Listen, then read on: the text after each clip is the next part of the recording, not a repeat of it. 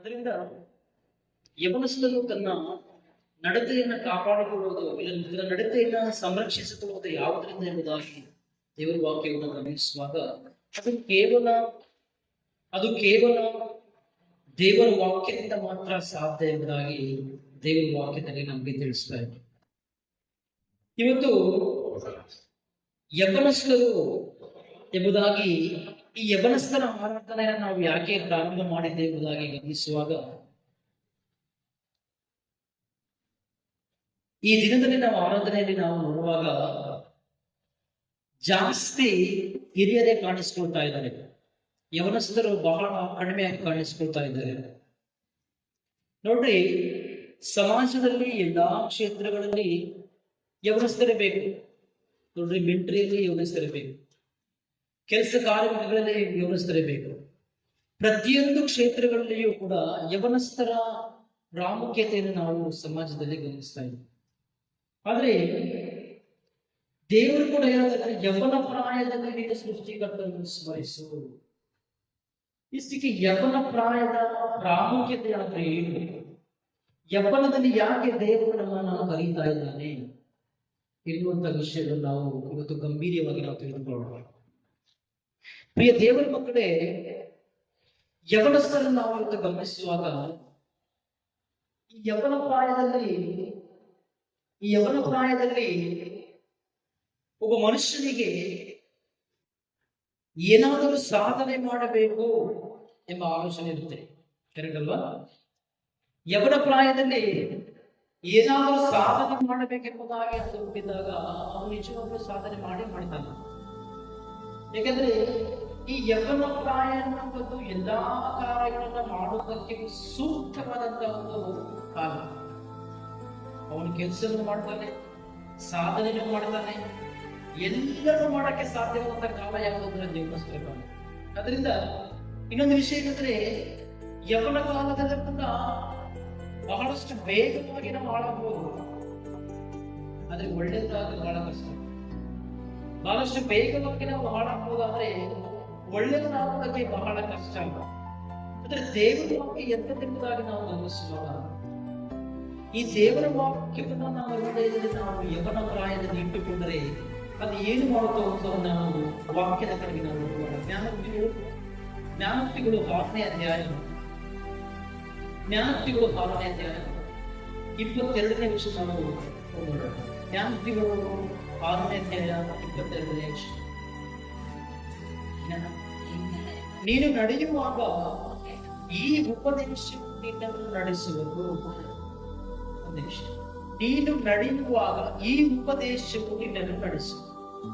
ನೋಡ್ರಿ, ಬಹಳಷ್ಟು ಯವನಸ್ಥರಿಗೆ ದೊಡ್ಡ ಆಲೋಚನೆ ಇದೆ. ಏನ್ ಆಲೋಚನೆ ಅಂತಂದ್ರೆ, ಏನ್ ಮಾಡಬೇಕು, ನೆಕ್ಸ್ಟ್ ಏನು ಇದರ ಆಲೋಚನೆಗಳಿಂದ ಬಹಳಷ್ಟು ಜನ ಏನ್ ಮಾಡ್ತಾರೆ ಅಂದ್ರೆ, ಎಷ್ಟೋ ಜನ ಯವನಸ್ಥರು ಸೂಸೈಡ್ ಕೂಡ ಮಾಡಿಕೊಂಡಿದ್ದಾರೆ. ಯಾವ ತರ ನಡಿಬೇಕು, ಯಾವ ತರ ಜೀವನ ಮಾಡಬೇಕು ಅನ್ನೋದು ತಿಳಿದುಕೊಳ್ಳದ ಬಹಳಷ್ಟು ಜನ ಯವನಸ್ಥರು ಸೂಸೈಡ್ ಕೂಡ ಮಾಡಿಕೊಳ್ಳೋದನ್ನ ನಾವು ಸಮಾಜದಲ್ಲಿ ಗಮನಿಸ್ತಾ ಇದ್ದೀವಿ. ಆದ್ರೆ ವಾಕ್ಯ ಅನ್ನುವಂಥದ್ದು ನಮ್ಮ ಹೃದಯದಲ್ಲಿದ್ದಾಗ ಅದು ಏನ್ ಮಾಡುತ್ತಂದ್ರೆ, ನೀನು ನಡೆಯುವಂತ ಮಾರ್ಗವನ್ನು ಅದು ಉಪದೇಶ ಮಾಡ್ತದೆ ಎಂಬುದಾಗಿ ವಾಕ್ಯದಲ್ಲಿ ತಿಳಿಸ್ತಾ ಇದ್ದೀವಿ. ನೋಡ್ರಿ, ನೀನು ನಡೆಯುವಾಗ ಆ ಉಪದೇಶವು ನೀನು ನಡೆಸುವುದು, ಮಲಗಿಕೊಂಡಾಗ ಕಾಯುವುದು. ಇದು ವೆರಿ ಇಂಪಾರ್ಟೆಂಟ್. ಮಲಗಿಕೊಂಡಾಗ ಯಾವ ರೀತಿ ದೇವರ ವಾಕ್ಯ ನಮ್ಮನ್ನು ಕಾಯ್ತದೆ ಎಂಬುದಾಗಿ ನಾವು ಗಮನಿಸುವಾಗ, ನೋಡ್ರಿ, ಯವನಸ್ಥರು ಮಲಗಿಕೊಂಡು ನಿದ್ದೆ ಮಾಡುವಾಗ ಏನೇನೋ ಕೆಟ್ಟ ಆಲೋಚನೆಗಳು ಬರ್ತಾ ಇರುತ್ತೆ, ಏನೋ ದುಷ್ಟ ಆಲೋಚನೆಗಳು ಬರ್ತಾ ಇರುತ್ತೆ. ಆದ್ರೆ ದೇವರ ವಾಕ್ಯ ನಿನ್ನ ಹೃದಯದಲ್ಲಿ ಇದ್ರೆ ಆ ಕೆಟ್ಟ ಆಲೋಚನೆಗಳನ್ನದು ತೆಗೆದುಹಾಕುವುದಾಗಿ ದೇವರ ವಾಕ್ಯದಲ್ಲಿ ತಿಳಿಸ್ತೇನೆ. ನೀನು ಮಲಗಿಕೊಂಡಾಗ ನಿನ್ನನ್ನು ಕಾಯುವುದು, ನಿನ್ನನ್ನು ಕಾಪಾಡುತ್ತೆ ಎಂಬುದನ್ನ ದೇವರ ವಾಕ್ಯದಲ್ಲಿ ನಾವು ಗಮನಿಸ್ತಾ ಇದ್ದೇವೆ. ದೇವರ ಮಕ್ಕಳೇ, ಇವತ್ತು ಈ ಯವನಸ್ಥರ ಕೂಟ ಬಹಳ ಪ್ರಾಮುಖ್ಯ ಜೀವನದಲ್ಲಿ. ಯವನಸ್ಥರ ಕೂಟ ಬಹಳಷ್ಟು ಪ್ರಾಮುಖ್ಯತೆ. ಈ ಯವನದ ಬಗ್ಗೆ ನಾವು ಅರ್ಥ ಮಾಡ್ಕೊಳ್ಬೇಕು. ಈ ಯವನ ಅಂದ್ರೆ ಏನು? ಬೈಟ್ಕೊಂಡು ಸೆಲ್ಫಿ ನೋಡ್ಕೊಳ್ಳೋದು, ಅದರಲ್ಲಿ ನಿಂತ್ಕೊಳ್ಳೋದು, ಮಜಾ ಮಾಡೋದು, ಎಂಜಾಯ್ ಮಾಡೋದು, ಇಷ್ಟು ಮಾತ್ರ ಈ ಸಮಾಜಕ್ಕೆ ಗೊತ್ತು. ಆದ್ರೆ ಈ ಯೌವನವನ್ನು ದೇವರು ಮನುಷ್ಯನಿಗೆ ಯಾಕೆ ಕೊಟ್ಟಿದ್ದಾನೆ? ಯೌವನದಲ್ಲಿ ನಾವು ದೇವರಿಗೆ ಮಾಡ್ಬೇಕಂತ ಕಾರ್ಯಗಳು ಕೂಡಾಗ ನಾವು ಮನುಷ್ಯಂಗ ಯವನಸ್ಥರು ಸರಿಯಾಗಿ ಬೈಬಲಿಗೆ ಹೋಗಲ್ಲ, ಯವನಸ್ಥರು ಸರಿಯಾಗಿ ಪ್ರಾರ್ಥನೆ ಮಾಡಿ. ಕೆಲವರು ಯವನಸ್ಥರಿಗೆ ಪ್ರಾರ್ಥನೆ ಮಾಡೋದು ನಾಚಿಕೆ ಬರುತ್ತೆ, ಕೆಲವರು ಯವನಸ್ಥರಿಗೆ ಬೈಬಲ್ ನಾಚಿಕೆ ಬರುತ್ತೆ. ಸಿನಿಮಾ ಆಡಿದ್ರೆ ಆಡ್ತಾನೆ, ಡಿಜೆ ಬಾಕ್ಸ್ಗಳು ಡ್ಯಾನ್ಸ್ ಮಾಡಿದ್ರೆ ಮಾಡ್ತಾನೆ, ಆದ್ರೆ ದೇವರ ವಾಕ್ಯ ಓದಿದ್ರೆ ಹೋಗಕ್ಕಾಗಲ್ಲ. ಕಾರಣ ಏನು? ಯಾಕೆ ನಾವು ದೇವರ ವಾಕ್ಯವನ್ನು ಓದಿದ್ರೆ ನಾವು ಸೋಮಾರಿಗಳಾಗಿ ಈ ಒಂದು ಯೌವನ ಪ್ರಾಯದಲ್ಲಿ ಯೌವನ ಜೀವನದಿಂದ ನಾವು ಹಾಳು ಮಾಡ್ಕೊಳ್ತಾ ಇದ್ದೇವೆ. ದೇವರ ಮಕ್ಕಳೇ, ಒಬ್ಬ ವ್ಯಕ್ತಿಯನ್ನ ನಾನು ನಿಮ್ಗೆ ಪರಿಚಯ ಮಾಡ್ತಾ ಇದ್ದೇನೆ. ವಾಕ್ಯ ಓದುವಂತ ವಿಷಯದಲ್ಲಿ ಒಬ್ಬ ವ್ಯಕ್ತಿ ನಾನು ನಿಮ್ಗೆ ಪರಿಚಯ ಮಾಡ್ತಾ ಇದ್ದೇನೆ. ಆ ವ್ಯಕ್ತಿಯ ಹೆಸರು ವಿಲಿಯಂ ಮೆಕ್ಫರ್ಸನ್ ಅಂತ. ಆ ವ್ಯಕ್ತಿಯ ಹೆಸರು ವಿಲಿಯಂ ಮೆಕ್ಫರ್ಸನ್ ಅಂತ. ಈತ ಸ್ಕಾಟ್ಲೆಂಡ್ ಅಲ್ಲಿ ವಾಸ ಮಾಡುವಂತ ವ್ಯಕ್ತಿ. ಇದನ್ನ ಹುದ್ದೆ ಕೊಟ್ಬಿಟ್ಟು ಕಲ್ಲು ಹೊಡೆಯೋದು. ಏನು ಹೊಡೆಯೋದು? ಕಲ್ಲು ಹೊಡೆಯೋದು. ಈ ರೀತಿಯಾಗಿ ನೋಡ್ರಿ, ನಮ್ಮ ಕರ್ನಾಟಕ ರಾಜ್ಯದಲ್ಲಿ ಕಲ್ಲು ಹೊಡೆಯುವಂಥದ್ದು ಅದು ಪ್ರೊಫೆಷನಲ್ ಅಲ್ಲ. ಆದ್ರೆ ನೀವು ಫಾರಿನ್ ನೋಡಿದ್ರೆ ಅದಕ್ಕೆ ಒಂದು ಡಿಪಾರ್ಟ್ಮೆಂಟ್ ಇರುತ್ತೆ, ಅದನ್ನು ಕ್ವಾನಿ ಅಂತ ಕರೀತಾರೆ. ಈಗ ಈ ಸ್ಕಾಟ್ಲೆಂಡ್ ಅಲ್ಲಿ ಈ ಕಲ್ಲು ಹೊಡೆಯುವಂತ ಆ ಕೆಲಸದಲ್ಲಿ ಈತ ಒಬ್ಬ ಅಧಿಕಾರಿಯಾಗಿ ಕೆಲಸ ಮಾಡ್ತಾ ಇದ್ದ. ಯಾರು? ವಿಲಿಯಂ ಮೆಕ್ಫರ್ಸನ್. ನೋಡ್ರಿ, ಹೀಗೆ ಕಲ್ಲನ್ನ ಹೊಡೆಯುವಾಗ ಏನ್ ಮಾಡ್ತಾರೆ? ಒಂದು ಬಾಣ ಇಟ್ಟು ಕಲ್ಲನ್ನ ಹೊಡಿತಾರೆ. ನಿಮಗೇನು ಗೊತ್ತಲ್ವಾ? ಒಂದು ಬಾಣ ಇಟ್ಟು ಕಲ್ಲನ್ನ ಹೊಡಿತಾರೆ. ಇದೇ ರೀತಿಯಾಗಿ ಒಂದು ದಿನದಲ್ಲಿ ಈತನಿಗೆ ಒಳ್ಳೆ ಪ್ರಮೋಷನ್ ಬಂತು. ಈತ ಸ್ಕಾಟ್ಲೆಂಡ್ ಇಂದ ಅಮೆರಿಕ ದೇಶಕ್ಕೆ ಹೋದ. ಎಲ್ಲಿಂದಲ್ಲಿಗೆ? ಸ್ಕಾಟ್ಲೆಂಡ್ ಇಂದ ಅಮೆರಿಕ ದೇಶಕ್ಕೆ ಹೋದ. ಈಗ ಅಮೆರಿಕ ಇನ್ನೂ ಉನ್ನತವಾದಂತ ಹುದ್ದೆ ಆತನಿಗೆ ಬಂತು. ಆಮೇಲೆ ಏನಾಗುತ್ತೆ ಅಂದ್ರೆ, ಒಂದು ದಿನದಲ್ಲಿ ಕಲ್ಲನ್ನ ಹೊಡಿತಾ ಇರ್ತಾರೆ. ಕಲ್ಲನ್ನ ಹೊಡೆಯುವಂತಹ ಸಂದರ್ಭದಲ್ಲಿ ಏನಾಗುತ್ತಂದ್ರೆ, ಬಾಣ ಇಟ್ಟು ದೂರ ಬರ್ಬೇಕಲ್ಲ, ಬಾಣ ಇಟ್ಟು ದೂರ ಬರ್ಬೇಕು. ಯಾಕಂದ್ರೆ ಕಲ್ಲು ಬ್ಲಾಸ್ಟ್ ಆಗುತ್ತೆ, ಕಲ್ಲು ಹೊಡೆದ ಬರ್ತದೆ. ಈಗ ಆ ಬಾಣವನ್ನಿಟ್ಟು ಎಲ್ಲ ರೆಡಿ ಮಾಡಿ ದೂರ ಬರೋಷ್ಟರೊಳಗಾಗಿ ಬಾಂಬ್ ಬ್ಲಾಸ್ಟ್ ಆಗುತ್ತೆ. ಏನಾಗುತ್ತೆ? ಬಾಂಬ್ ಬ್ಲಾಸ್ಟ್ ಆಗುತ್ತೆ. ಬಾಂಬ್ ಬ್ಲಾಸ್ಟ್ ಆಗಿದ ತಕ್ಷಣನೇ ಆತನಿಗಿರುವಂತ 2 ಕೈಗಳು ಹೋಗುತ್ತೆ. ಆತನ ಕಣ್ಣು ಹೋಗುತ್ತೆ. ಯಾರ ಕಣ್ಣು? ವಿಲಿಯಂ ಮೆಕ್ಫರ್ಸನ್ ಕಣ್ಣು ಹೊರಡೋಗುತ್ತೆ, ಕೈಗಳು ಹೊರಟೋಗುತ್ತೆ. ಏನಿದೆ? ಕಾಲ್ಮ ಅಂತ ಇದೆ. ಇಮಿಡಿಯೇಟ್ ಆಗಿ ಹಾಸ್ಪಿಟಲ್ಗೆ ರವಾನಿಸ್ತಾರೆ. ಹಾಸ್ಪಿಟಲ್ ಅಲ್ಲಿ ಸುಮಾರು ತಿಂಗಳುಗಳ ಕಾಲ ಹಾಸ್ಪಿಟಲ್ ಅಲ್ಲಿ ಆತ ಇರ್ತಾನೆ. ಯಾರು? ವಿಲಿಯಂ ಮೆಕ್ಫರ್ಸನ್. ಹೀಗೆ ಸುಮಾರು ತಿಂಗಳ ಕಾಲ ಇದನ್ನು ಹಾಸ್ಪಿಟಲ್ ಅಲ್ಲಿ ವೈದ್ಯರಿಂದ ತೆಗೆದುಕೊಳ್ಳುತ್ತಾ, ಹೀಗೆ ಕೊನೆಗೆ ಚೇತರಿಸಿಕೊಳ್ಳುತ್ತಾ ಕೊನೆಗೆ ಈ ವಿಲಿಯಂ ಮೆಕ್ಫರ್ಸನ್ ಅವರು ಯಾರಿದ್ದಾರಪ್ಪ, ಇವರು ಡಿಸ್ಚಾರ್ಜ್ ಮಾಡ್ಬೇಕಂತ ಕೇಳಿದಾಗ ವಿಲಿಯಂ ಮೆಕ್ಫರ್ಸನ್ಗೆ ಯಾರೂ ಇಲ್ಲ. ಆಗ ಏನ್ ಮಾಡ್ತಾರೆ ಅಂದ್ರೆ, ಇನ್ನು ಬಹಳ ದಿನ ಹಾಸ್ಪಿಟಲ್ ಇಟ್ಕೊಳ್ಳಲ್ಲ. ಎಷ್ಟು ಇಟ್ಕೊಳ್ತಾರೆ ಹಾಸ್ಪಿಟಲ್ ಅಲ್ಲಿ? ಸ್ವಲ್ಪ ದಿನ ಇಟ್ಕೊಳ್ತಾರೆ. ಆಮೇಲೆ ಏನ್ ಮಾಡ್ತಾರೆ? ಹೋಗ್ಬಿಡಪ್ಪ ನೀನೆಲ್ಲದು ಅಂತ ಕಳಿಸ್ತಾರೆ. ಈಗ ವಿಲಿಯಂ ಮೆಕ್ಫರ್ಸನ್ಗೆ ಮನೆ ಇಲ್ಲ, ಏನಿಲ್ಲ. ಈಗ ಏನ್ ಮಾಡ್ತಾರೆ ಅಂದ್ರೆ, ಆತನನ್ನ ಒಂದು ಅನಾಥಾಶ್ರಮಿಗೆ ವರ್ಗಾಯಿಸ್ತಾರೆ. ಇಲ್ಲಿಗೆ ಅನಾಥಾಶ್ರಮಿಗೆ ವರ್ಗಾಯಿಸ್ತಾರೆ. ಈಗ ಈ ವಿಲಿಯಂ ಮೆಕ್ಫರ್ಸನ್ಗೆ ದಿನೇ ಚಿಂತೆ ಮಾಡುತ್ತೆ. ಏನ್ ನನ್ನ ಜೀವನ ಈಗ ಆಗೋದಲ್ಲ, ಕಣ್ಣು ಹೋಯ್ತು, ಕೈ ಹೋಯ್ತು, ಯಾಕೆ ಹಿಂಗಾಯ್ತು, ನನ್ನ ಜೀವನದಲ್ಲಿ ಯಾಕೆ ಈ ತರ ಆಗ್ತಾ ಇದೆ, ಕಾರಣ ಏನು ಅಂತೇಳಿ ಪ್ರತಿನಿತ್ಯ ಕೂಡ ತಾನು ಮಲಗುವ ಹಾಸಿಗೆಯಲ್ಲಿ ಊಟ ಮಾಡುವಾಗ ಅಲ್ಲೇ ಕೂತ್ಕೊಂಡು ಯೋಚನೆ ಮಾಡುವ ಬರೀ ಅದೇ ಯೋಚನೆ ಬರ್ತಾ ಇದ್ರು.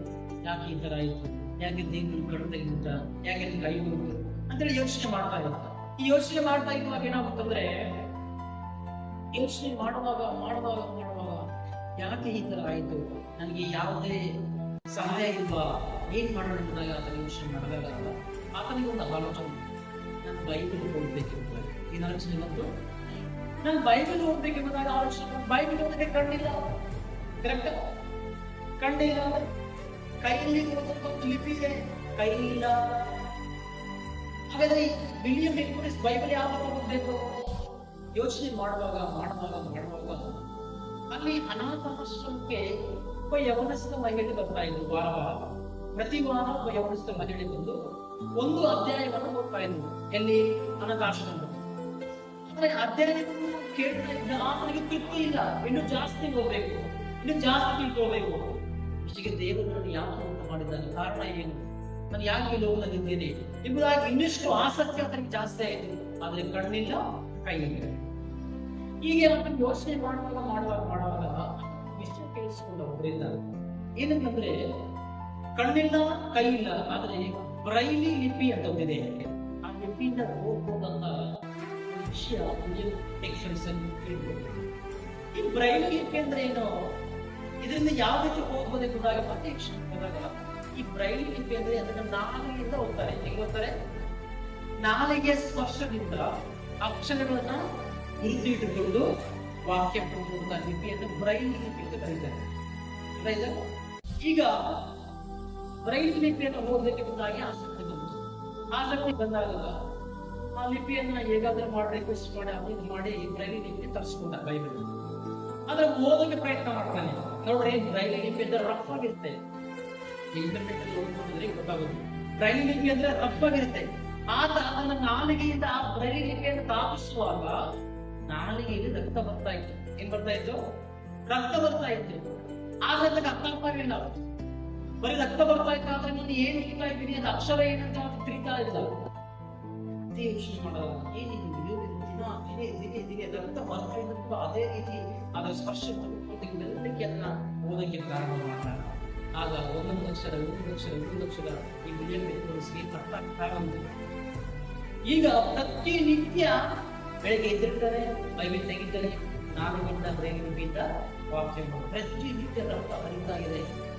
ಹೀಗೆ ನಾಲಿಗೆಯಿಂದ ಬೈಬಲ್ ಅನ್ನು 4 ಸಾರಿ ಓದಿದ. ಎಷ್ಟೇ? 4 ಸಾರಿ ಓದಿದ.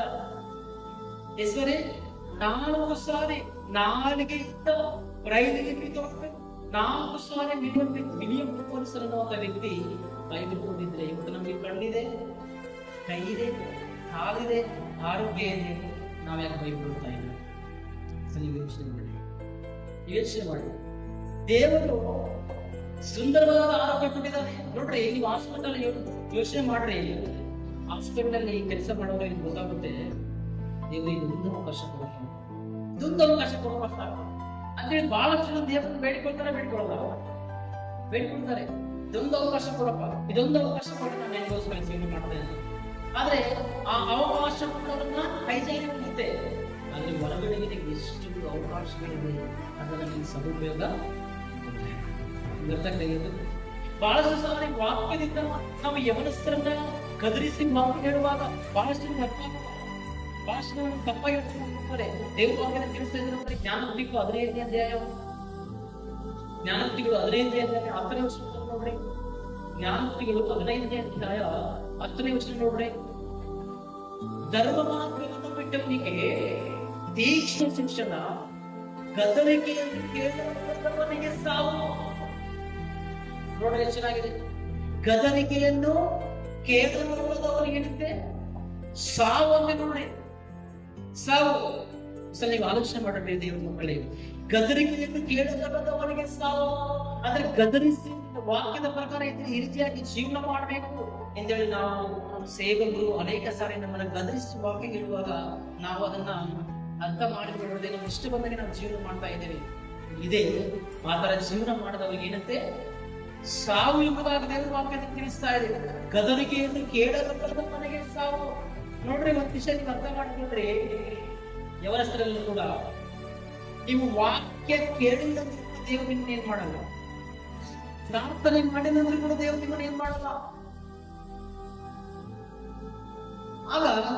ಹಾಗಾದ್ರೆ ವಾಕ್ಯ ಓದಿಲ್ಲಂದ್ರು ಪ್ರಾರ್ಥನೆ ಮಾಡಿದಂದ್ರು ದೇವರು ಏನ್ ಮಾಡಲ್ಲ. ಇದೇನ್ ಎಂತ ವಿಷಯ ಅಂದ್ರೆ, ನಿಮ್ಮೊಂದು ವಿಷಯ ಗೊತ್ತಾ, ಸೌಲನ ವಿಚಾರದಲ್ಲಿ ನಮ್ಗೆಲ್ಲ ಗೊತ್ತು.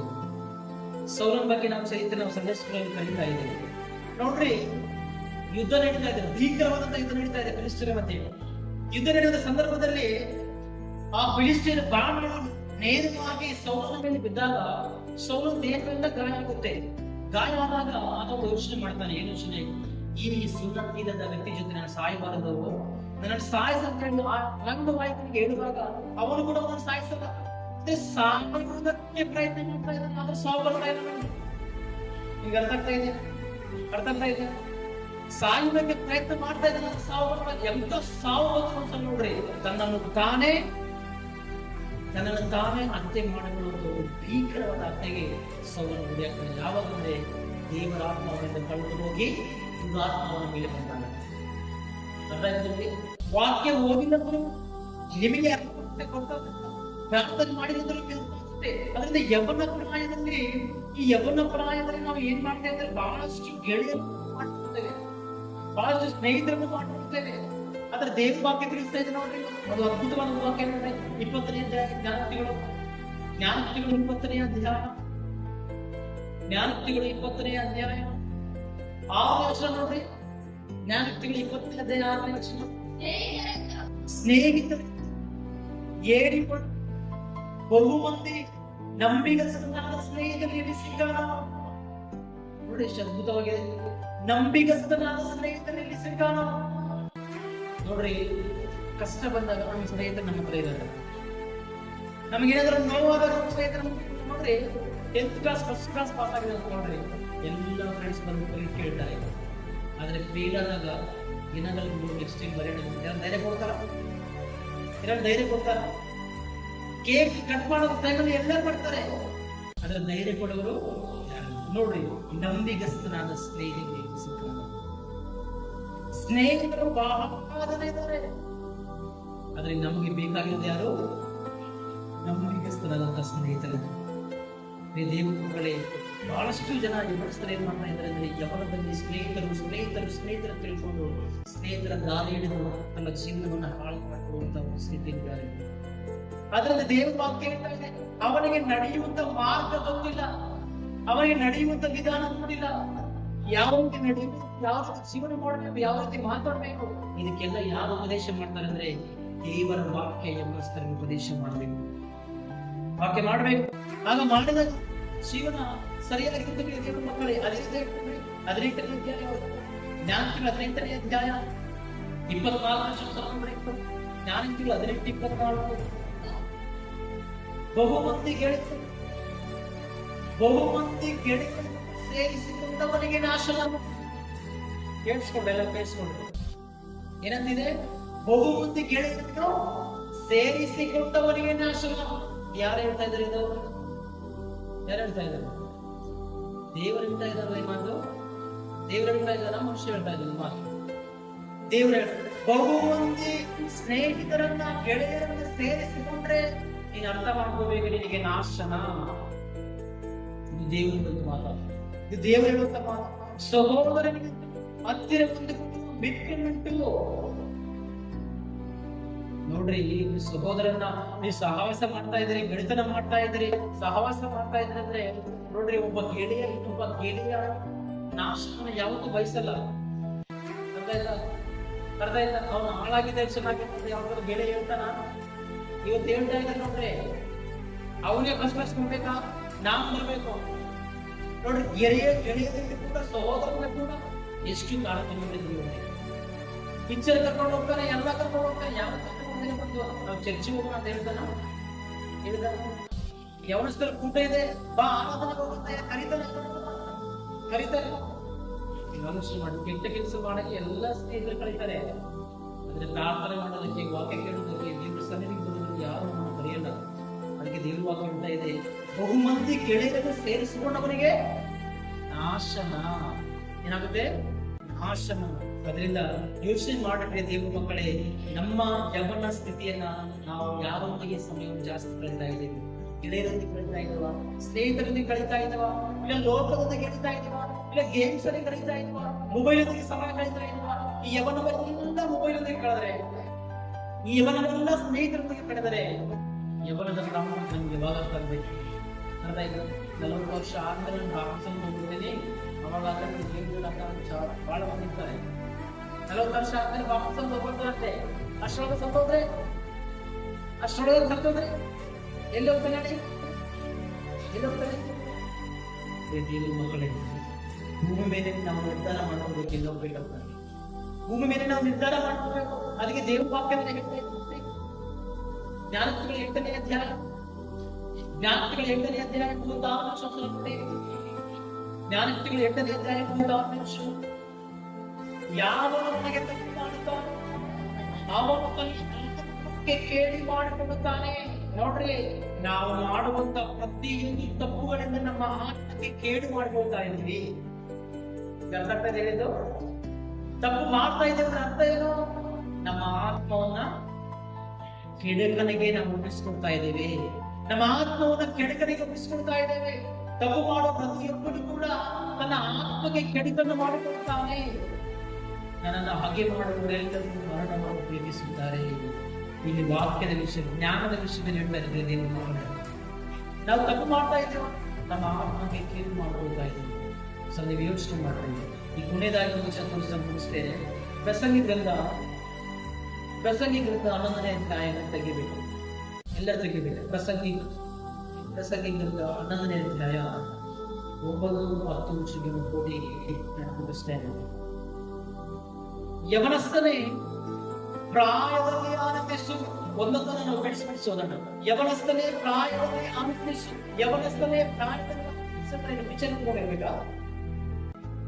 ಏನಂತ ನೋಡ್ರಿ, ಯವನಸ್ಥರು ಆನಂದವನ್ನು ಎಲ್ಲಿ ನೋಡ್ತಾ ಇದ್ದಾರೆ? ಏನ್ ನೋಡ್ತಾ ಇದ್ದಾರೆ ಆನಂದ? ಯವನಸ್ಥರು ಜಾಸ್ತಿ ಆನಂದವನ್ನು ಕೆಟ್ಟ ಕೆಲಸ ಮಾಡೋದ್ರಲ್ಲಿ ಆನಂದ ನೋಡ್ತಾ ಇದ್ದಾರೆ. ಕರೆಕ್ಟಾ? ಕೆಟ್ಟ ಕೆಲಸ ಮಾಡೋದ್ರಲ್ಲಿ ಯವನಸ್ಥನೇ, ಯವನ ಪ್ರಾಯದಲ್ಲಿ ನೀನು ಆನಂದಿಸು. ಅರ್ಥ ಮಾಡ್ಕೊಂಡಿದ್ದೀವಿ. ದೇವವಾಕ್ಯ ಹೇಳ್ತಾರೆ, ಯಾವಾಗಲೂ ಕರ್ತನಲ್ಲಿ ಸಂತೋಷಿಸಿದ ದೇವವಾಕ್ಯ ಹೇಳ್ತಾ ಇದೆ. ಆದ್ರೆ ನಿಜವಾಗಲೂ ನಮ್ಮ ಆನಂದ ದೇವರಲ್ಲಿ ಇದೆಯಾ? ಒಬ್ಬನೇನೋ ಮೊಬೈಲ್ ನೋಡಿ ಸಂತೋಷ ಪಡ್ತಾನೆ, ಒಬ್ಬನೇನೋ ಹುಡುಗಿ ನೋಡಿ ಸಂತೋಷ ಪಡ್ತಾನೆ, ಹುಡುಗಿಯನ್ನು ಹುಡುಗ ನೋಡಿ ಸಂತೋಷ ಪಡ್ತಾರೆ, ಇನ್ನು ಕೆಲವರು ನೋಡಿ ಬಂಗಾರ ನೋಡಿ ಸಂತೋಷ ಪಡ್ತಾರೆ, ಕೆಲವರು ಬಟ್ಟೆ ನೋಡಿ ಸಂತೋಷ ಪಡ್ತಾರೆ, ಕೆಲವರು ಅವ್ರದೇ ಆದಂತ ಅಭ್ಯಾಸಗಳಿರುತ್ತೆ. ಆದ್ರೆ ನಿನ್ನ ಆನಂದ ಎಲ್ಲಿರ್ಬೇಕಂತೆ? ಕ್ರಿಸ್ತನಲ್ಲಿ ಇರ್ಬೇಕಂತೆ.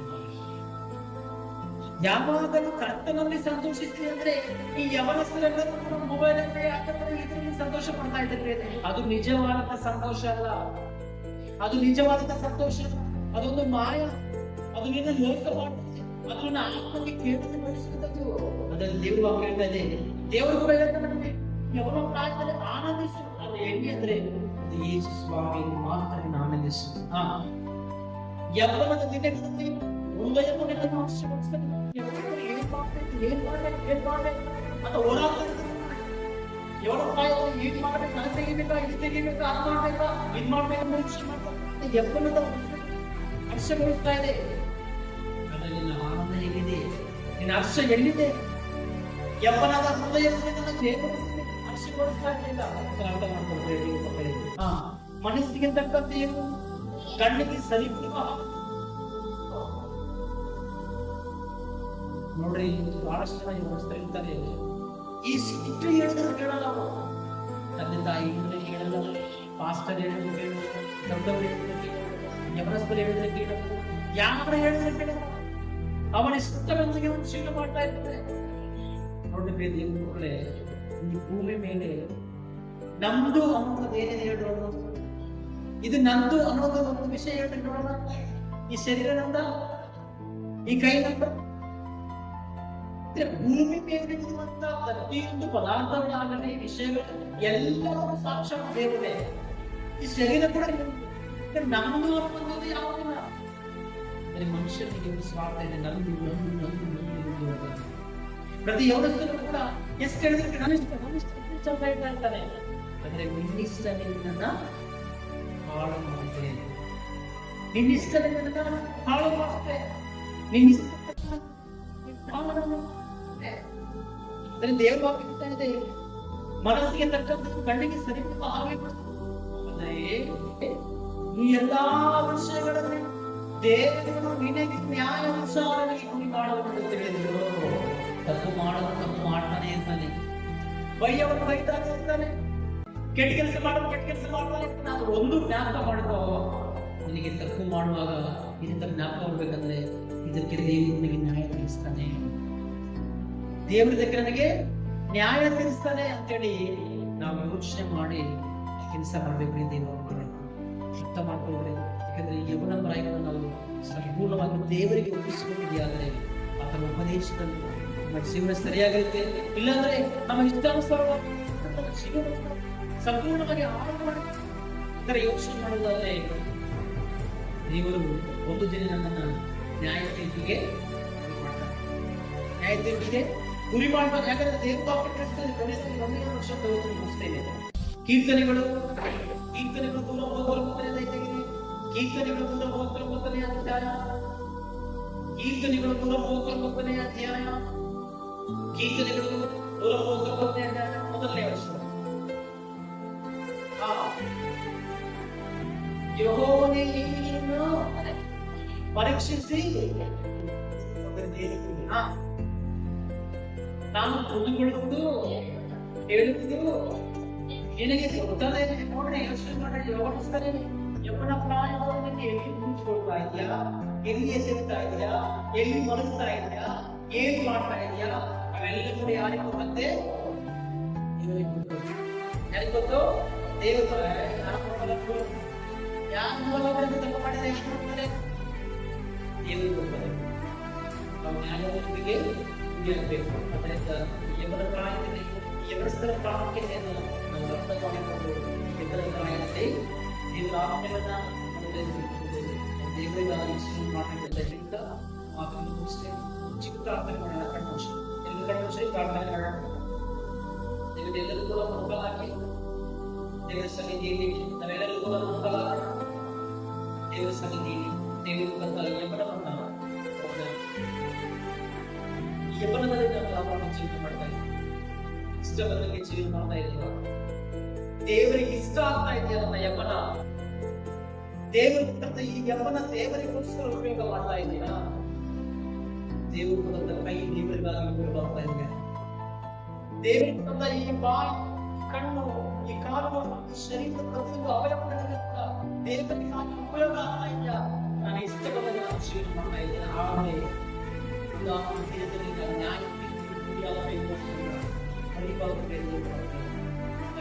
ನಾವು ತಗ್ಗಿಸಿಕೊಂಡು ದೇವರ ಸನ್ನಿಧಿ ನಾವು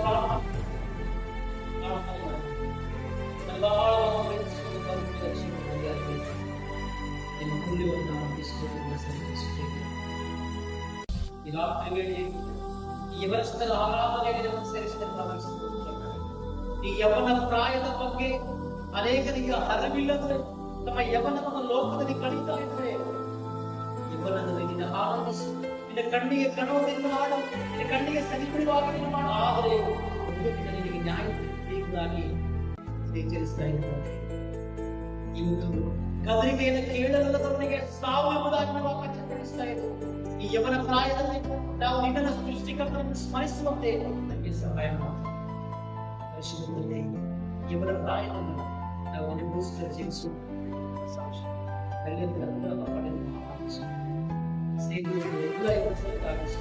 ಈಗ ಅನೇಕ ಪರಿಸ್ಥಿತಿಗಳು ತಮ್ಮ ಮನೆಯಲ್ಲಿ ರೋಡಲ್ಲಿ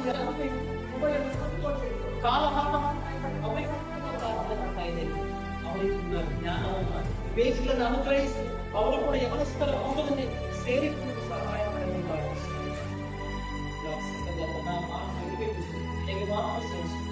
ಯೇಸು ಕ್ರಿಸ್ತನ ಪವಿತ್ರವಾದ ನಾಮದಲ್ಲಿ ಈ ಪ್ರಾರ್ಥನೆ ಬೇಡಿಕೊಂಡಿದ್ದೇವೆ.